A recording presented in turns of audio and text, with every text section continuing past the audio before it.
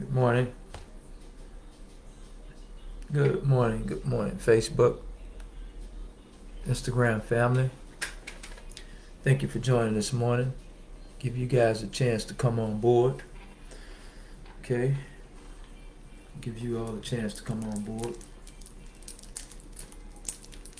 I'm a little parched here early this morning. Drink a little green tea. All right.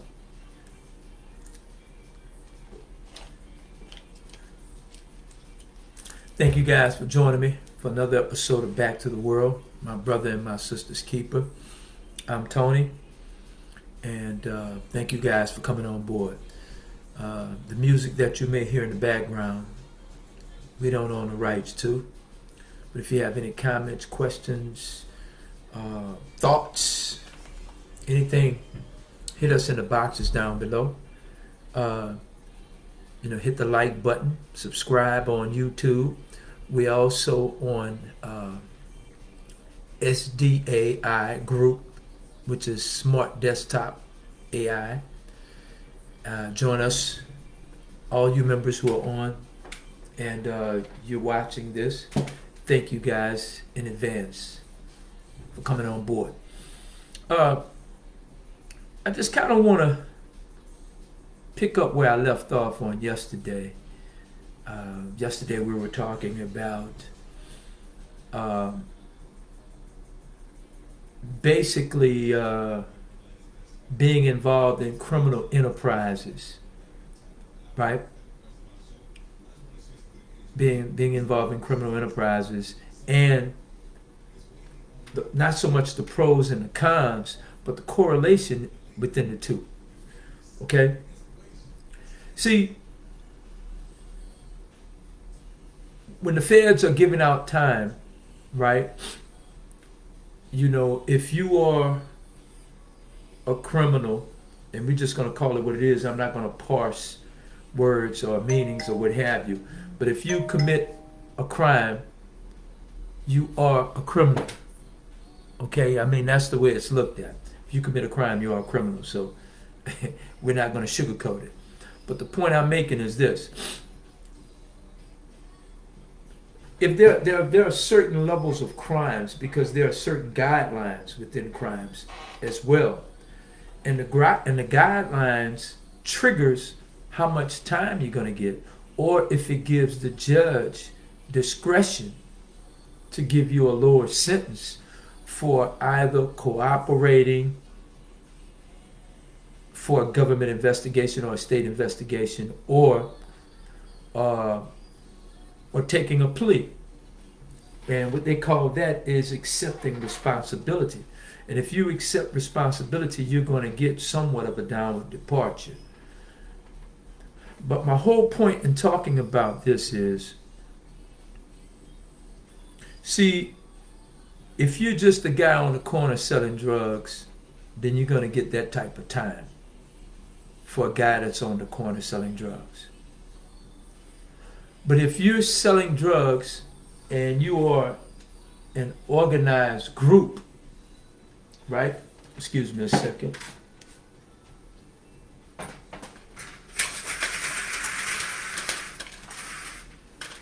Sorry about that. If you're selling drugs and you're part of what's considered an organized group, okay, gang members, club of guys, or whatever the situation may be, you're going to get somewhat of an increase of sentencing, and the guidelines are going to be higher, and you're going to be sentenced higher, because you're going to be held to a different standard. Okay, and that's more or less any type of crime. I mean, if you are a single guy, if you are a single individual and you're doing burglaries, right? You're going to be sentenced less, more so than a guy that has a burglary ring. And that's what they will call you at the mid-level. They will call you a burglary ring. Okay? But now, if you're selling drugs And if you're a thief, a burglar, right? But if you have any sort of structure to that outfit, if you will, okay, I mean, if, in other words, if you are a burglar, and a burglarer, if you are a burglarer and you have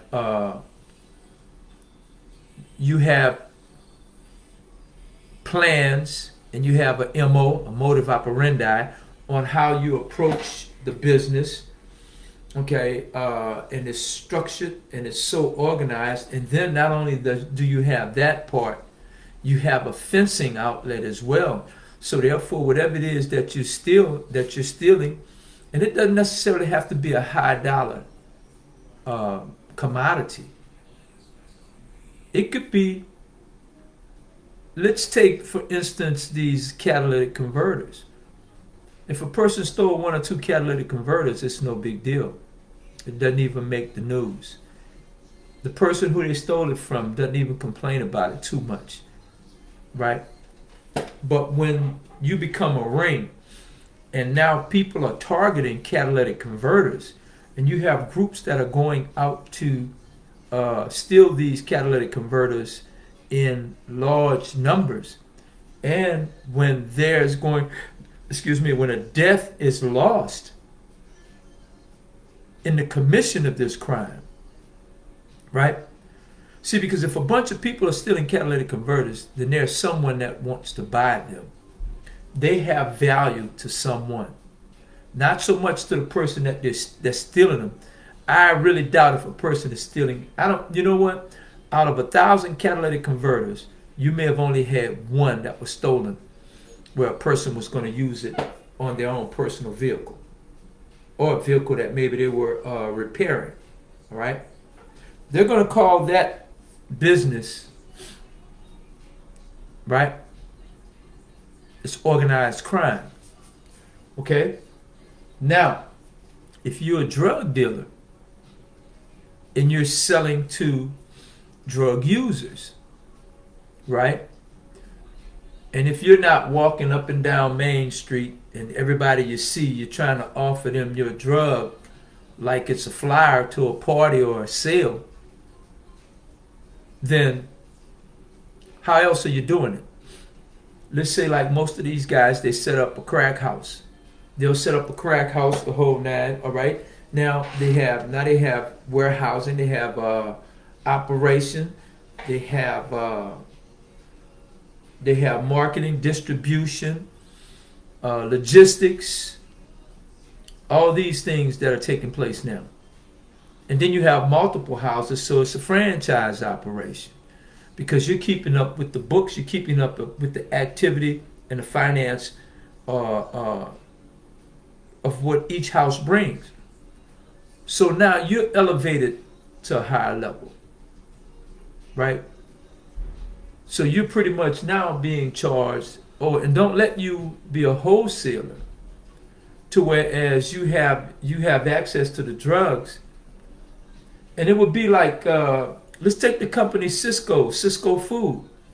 Cisco Food is not a restaurant, but practically all the stuff that you eat, all the spices and the seasoning that goes into the food that you eat, it's just like a company, it's just like a manufacturing company, a distribution company that they make jeans.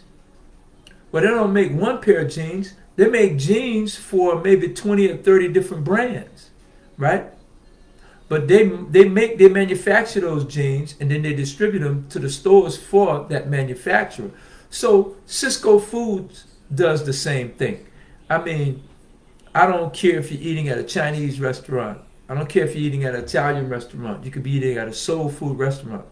The spices, the seasoning, and 9 times out of 10, the meats and everything else comes from Cisco. So Cisco has a large distributorship. So if you're doing drugs that way, then you're a distributor in multiple different groups and organizations are utilizing your product. They don't know it. They're beefing and they're warring against one another, but they're all utilizing the same product, if you will. So now you are going to be charged with a CCE. That's a career criminal enterprise.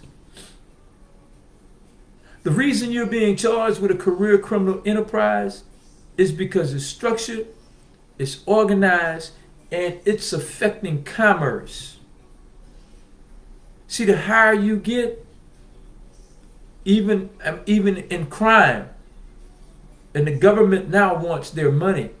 And when they can't get the money from you that way, because you are actually a corporation, as they say, you are an enterprise, and you're not paying taxes. So they're not locking you up for committing a crime. They're not giving you that harsh time for committing a crime. You're getting that harsh time because you're not paying taxes for this corporation or this LLC or this organized deal that you're running. Let's take a look at the dark web. You had the deal called the Silk Road, or the Silk Web. Back in 2009, 2010, it was the precursor to what the dark web is now. And these guys were making money hand over fist, right? And here's the thing. You have illegal aliens running across the border, sneaking across the border, right? You have foreign immigrants from China, from other countries in the Middle East, and they're coming across the southern borders. And we swear to God, we can't stop them. And here's the thing. On the news for about the past 40 or 50 years, every candidate that has run in between those times is basically saying that we're going to get tough on the borders. We're going to get tough on the borders. All right? So in 40 or 50 years, they have not stopped. Same border. They haven't created another distance or another segment of the border. The borders is X amount of miles long. And it's been that way. But yet the government has not been able to stop it. See, because that's not affecting commerce on the opposite side. That's not affecting commerce. Right? As a matter of fact, that's enhancing it. But let me show you something. In 40 years, we have not stopped, totally shut down everyone from coming across the border. But as soon as this person created the dark web, and they were selling all sorts of illegal materials, they were selling drugs, they were selling guns, they were selling prostitution, they were saying that it can be a terrorist act, the whole bit. Well, hell, terrorists has even entered this country from the south, right? But they shut down, and let me tell you something. This operation, which was known as the dark web, and still known now, it was very, very, very sophisticated. The guy that created it, man, he operated in a way, in a manner that you could never believe. But they caught this guy and shut him down, man, within a year and a half. They shut down that entire operation within a year and a half. And this is something that's being done behind closed doors. This is done in cloak and dagger. They're selling millions. I mean, you know, the government claimed that people were hiring assassins. They were hiring hits. They were selling all sorts of drugs on social media. Shit, you can do that through Amazon directly or Walmart. So what's the difference? See, the difference is The government didn't sanction that business. And that business was acting via cloak and dagger.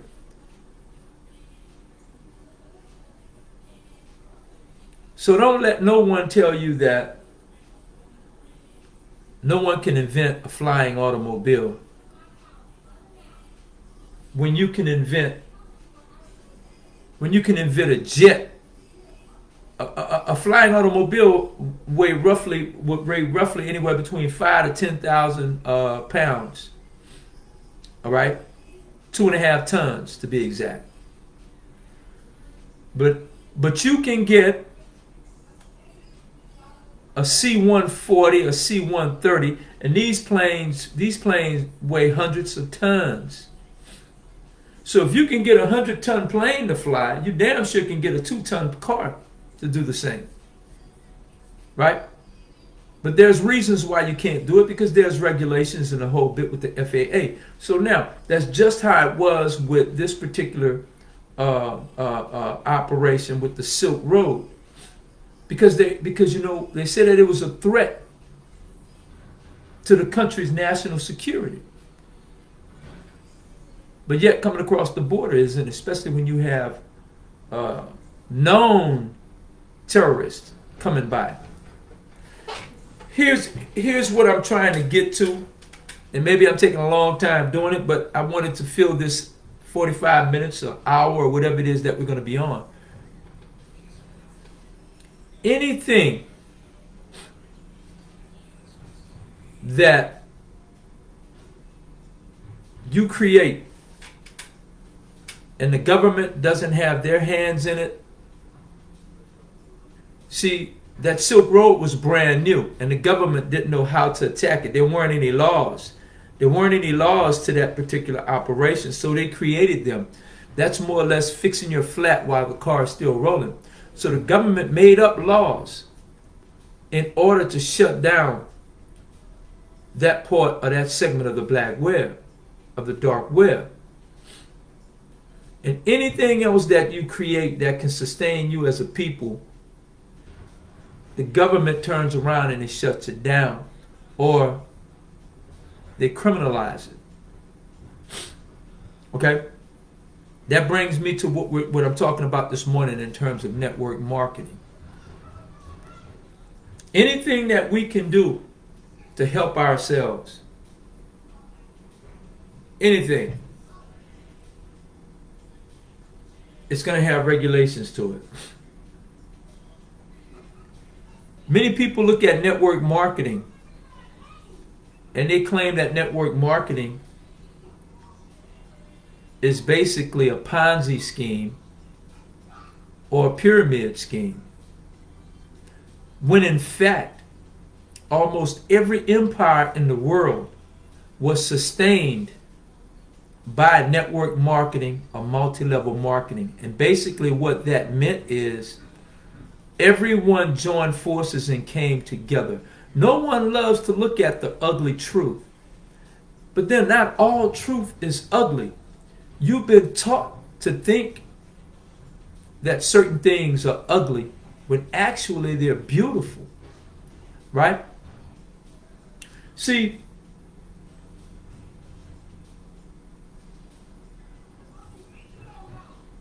every business operates from a multi-level or a network marketing level, even affiliate marketing.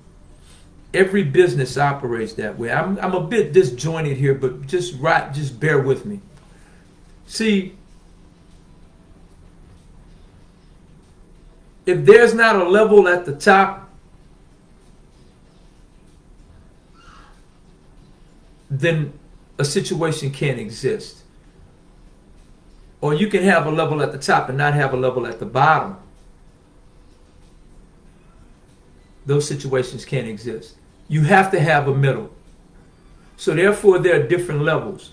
In every situation, if there's a seller or a marketer of a product, you have to have a buyer of it. So therefore, it's going to be different levels, and it always has to be. multiple levels. Okay? And then you have to have return business. See, many of you ran away from the blessing circles, and blessing circles have been around. Now, don't get me wrong. I'm not so much a proponent of it, and it's not so much because of the system and because the government has called it illegal. It's the fact that people don't believe in it, and there's no boundaries and no guidelines that keep them coming back. See, the system doesn't fill the people. The people fill the system. And just about every last one of those those blessing circles and the gifting circles, they work. Because they've been done for over thousands and thousands and thousands of years. But we've gotten so arrogant, and we think that we're so sophisticated, and we let the government tell us that anything like that that's done within our community is illegal. If that is illegal, let me tell you what else is illegal. It is illegal for you to prepare meals and prepare plates and sell them. That's illegal. It's illegal for you to work on someone's automobile and repair that automobile and then charge them. That's illegal. It's illegal for you to have a club and don't have a license, but yet you let people bring alcohol in that club. That is considered illegal. Okay?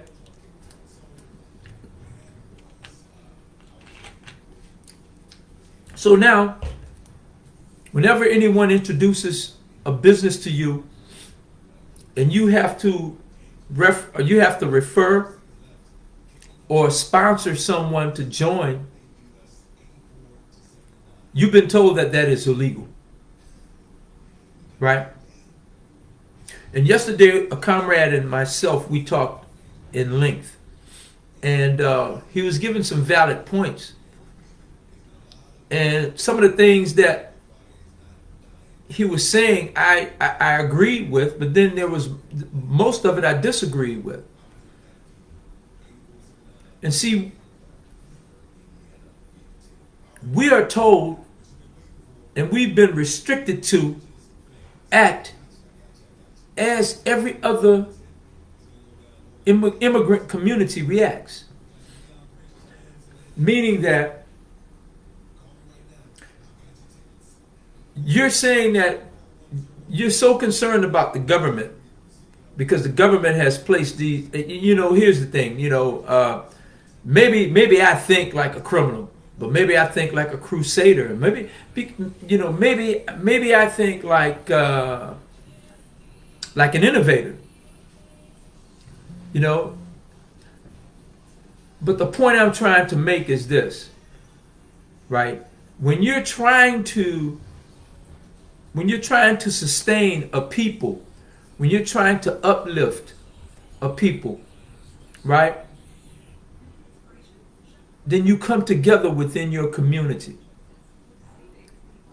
See, Black Wall Street, this is what they did. We praise Black Wall Street, but we don't do what the residents of Black Wall Street did.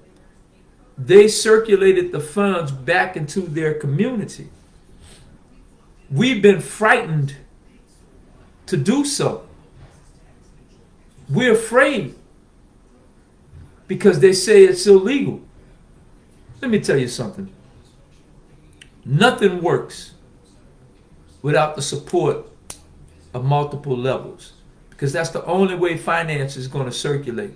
And if your finance is not circulating, then it's being choked and it's being cut off. All right?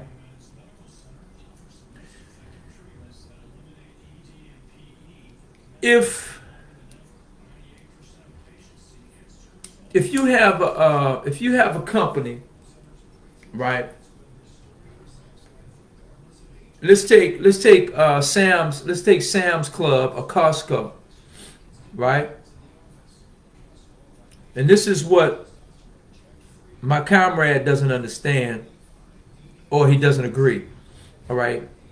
Let's say you're a member of Costco or Sam's Club. Okay, if you are a member of Sam's Club and what have you, then they really, what they're basically saying is we don't want anyone else to shop here but only our members. Wink, wink. Right? See, this is what they know.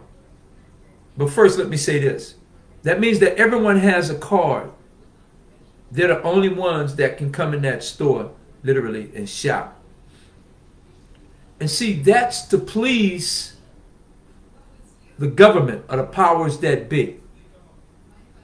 But they know that everyone with a card, they're going to offer that opportunity to some of their relatives and friends if they don't have a card or if they can't acquire a card. But if they can, then they know that after they've shopped with you a couple of times and got a few things on the deal, they're going to join and become a member. So that's why they call it Sam's Club and Costco Club and what have you. So my partners and I, we designed a network marketing company to whereas our book club is private. Right? And our book club is designed for everyone to become a member. And we have to offer them something to become a member. So we offered them a book of the month because it fits in with the strategy and with the narrative that we're trying to present. You're getting a product. We're a private book club. Your monthly initiation is the purchase of that book. So look what we're doing for authors now. Look what we're doing for book sales based on our network of members, and every month they would have to buy that book. Okay? We charge $65. Of course, it's not free if you're going to be paid for it. So providing every member sign 5 members for 5 levels, and that matrix is filled, every time every member will receive $19,525 a month. Now you can't really market this publicly in the mass media because see, we're trying to get our people to see the benefits. So the first thing a person would ask when they're asking, and they can be doing butt ass broke, bad. But they will say, I gotta pay $65 to join. I gotta pay $65 a month, yes. But if you know 5 people that are doing badly financially in your community just like you, and we want to share and uplift our community, then you will sign those 5 people, right? And you guys will receive $19,525 a month. Where is the mystery? You're paying $65 for the opportunity to earn $19,525. But then we'll break it down to you to where the money goes. See, if funds are being circulated, if funds are being circulated within that matrix, it has to come from somewhere, ladies and gentlemen. So the book doesn't cost $65. You have to pay into the Ferris wheel. You can't just jump on the Ferris wheel and ride. You have to purchase a ticket. So the purchase fee for that ticket and for you to enjoy the ride is $65. $5 is going to go to those 5 members. See, that's your downline. So you're paying into the matrix. So that's $25 that's going to go towards the process of that compensation. So that's $25 deducted from your $65. Okay? After that $25 is deducted, then you have the price of the book. And all books aren't going to be just one price. Those prices vary. So that book can be anywhere from $10.50 to $30. All right? And then $5 goes to our company for the facilitation of the funding and your transitioning through the system. So you're not paying $65 for the book.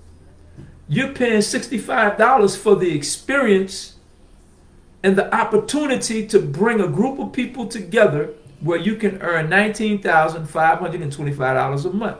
So let me show you something. Society has you now. You're basically you're overlooking your need. You're skeptical about the fact that you know whatever your living conditions are. You know whatever your family situation is. You know that, everyone can't go to the bank. Everyone can't start an LLC and then go get their credit bumped up and then go and get a loan. You'd be willing to do that, but some of that is illegal. Some of that is shady. But you will partake in that as opposed to doing what you normally do every day. Sharing information with people and bringing people on board, letting them use your Costco card and what have you.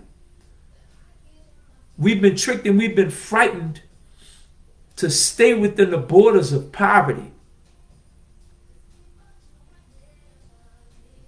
So now, no matter how much sense it makes to spend $65 a month to earn $19,525 a month, and sometimes twice a month. You say that sounds like a Ponzi scheme. That sounds like a scam. That sounds like a scam.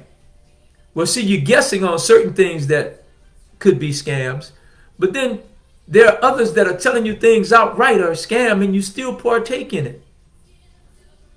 Don't you know we've been tricked now to the point that if a person gave us inside information to invest in stock, that's against the law now. But don't you know prior to, I think it was the late 70s,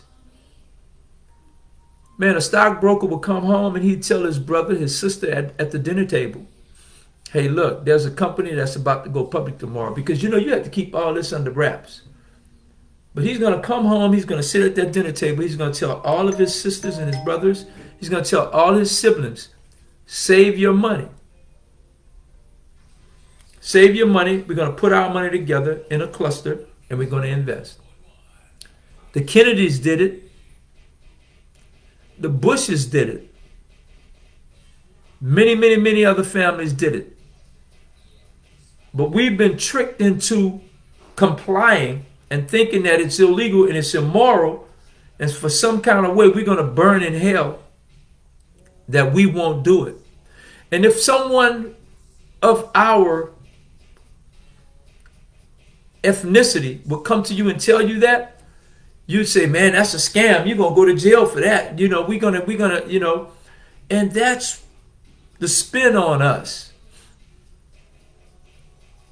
You will be so righteous on one hand, but then you'll go and prepare a fish and a fried chicken dinner plates, and you will sell it out of your back door. And that's just as illegal, believe it or not. But the Asian community right now, they're going around collecting funds. The Asian community, they're collecting funds right now. Hold on just a second, ladies and gentlemen.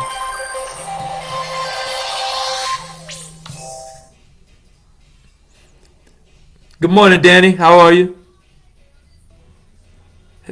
Hello? Hello? Yeah, so we've been tricked. We won't help one another because we've been told that certain things are against the law. And we won't do anything to lift ourselves up and pick ourselves up.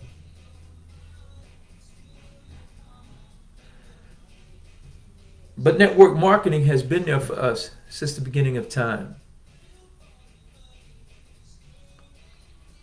And everybody that created a network marketing company, they didn't do it with the idea of ripping people off. They didn't do it with the idea of it being a scam. But by law, you got to have a product. So we, in the same vein as Costco or Sam's Club, we are a private book club in which we buy books.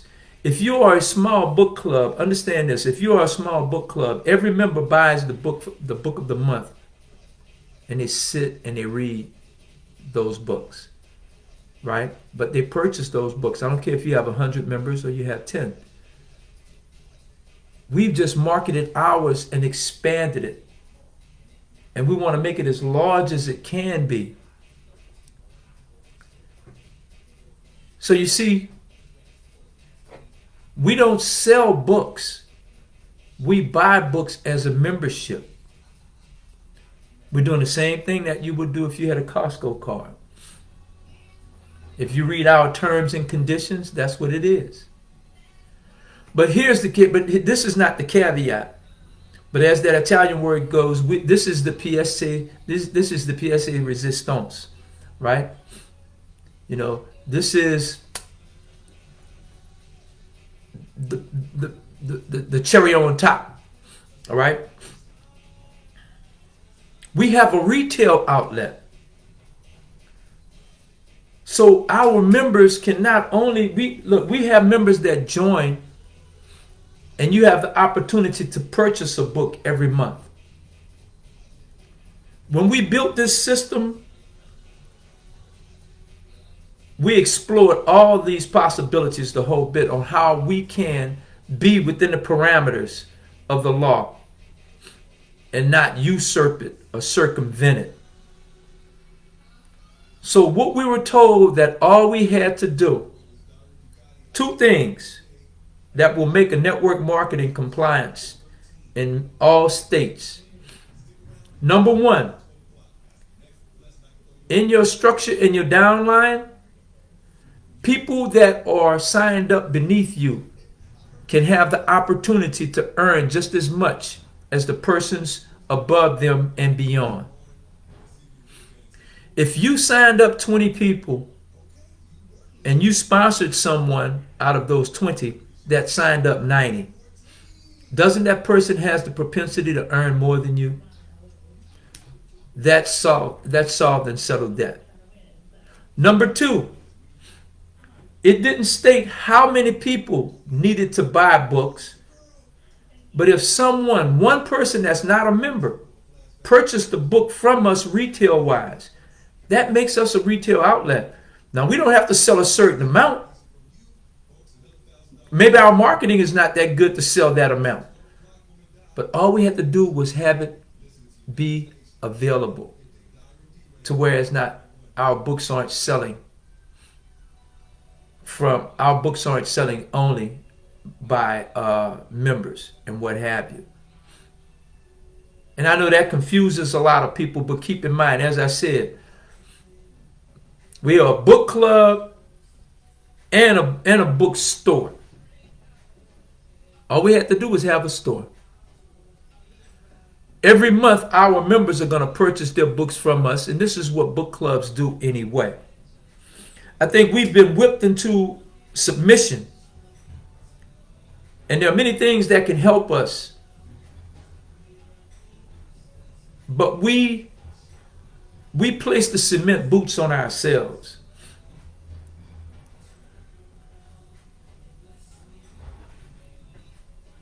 We don't need the government. The government doesn't need our help. We police ourselves and we marshal ourselves and we hold ourselves down. Everything that's done to progress us, even when it comes to court, they'll tell you to place your hand on a Bible and swear to tell the truth, the whole truth, and nothing but the truth. And now you're afraid to lie, even when it comes to saving your life and your freedom. You are afraid. But that prosecutor will get right up there, and the first thing that comes out of his mouth is a lie. And you know it. But you would be afraid to match that lie, even though it may get you free. That's all I wanted to share with you this morning. There's so much, man, but I got a couple of calls that I need to return. But I'm just saying, people, and it's not, I wish that everyone in the listening audience, every network marketing business or group that are listening, I wish everyone that's listening from SDAI, everyone that's listening in all other entrepreneurial clubs and community clubs, I wish that you guys would join Sonetquity Book Club and become members and find out more about it. But if not, if trying to uplift your community and uplift your fellow brethren, if that is the key, find you a network marketing company that you'll be comfortable with. To be honest with you, the product is insignificant. What's the value of a network marketing is the system and the compensation plan.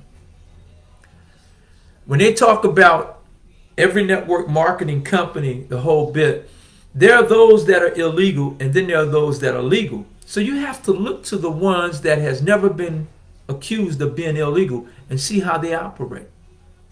And they operate by recycling, and regeneration and the return of business.